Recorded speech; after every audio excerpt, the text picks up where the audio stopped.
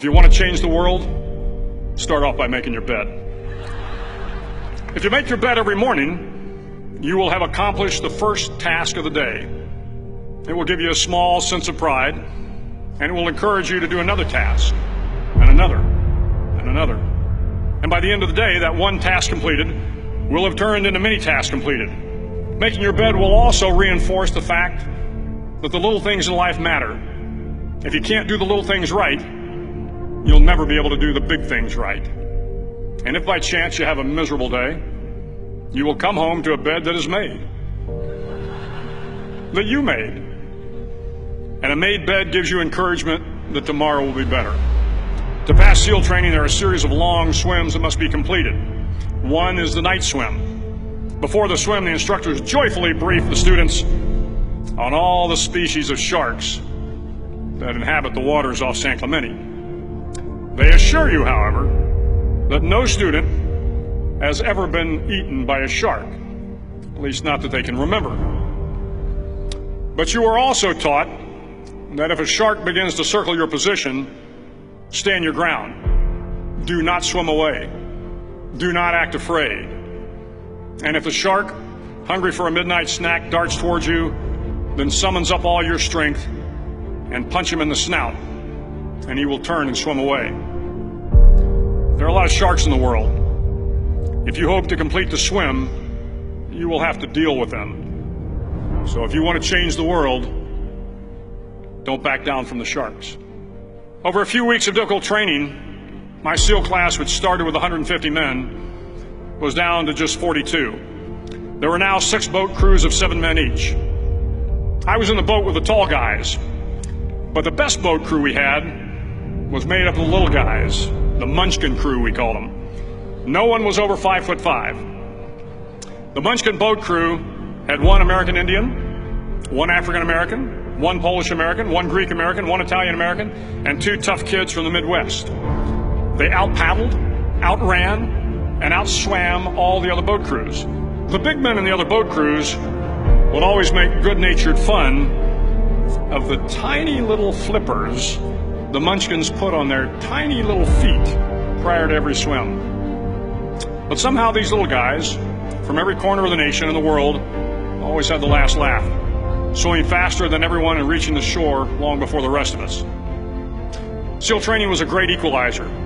Nothing mattered but your will to succeed, not your color, not your ethnic background, not your education, not your social status. If you want to change the world, measure a person by the size of their heart, not by the size of their flippers.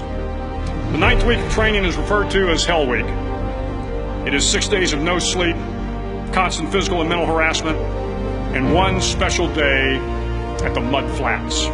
The Mud Flats are an area between San Diego and Tijuana where the water runs off and creates the Tijuana Sloughs, a swampy patch of terrain where the mud will engulf you.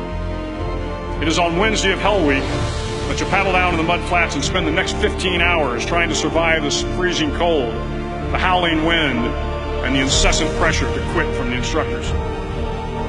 As the sun began to set that Wednesday evening, my training class, having committed some egregious infraction to rules, was ordered into the mud. The mud consumed each man till there was nothing visible but our heads. The instructors told us we could leave the mud if only 5 men would quit. Only 5 men, just 5 men, and we could get out of the oppressive cold. Looking around the mud flat, it was apparent that some students were about to give up.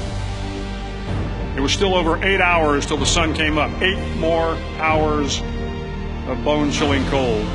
The chattering teeth and the shivering moans of the trainees were so loud, it was hard to hear anything.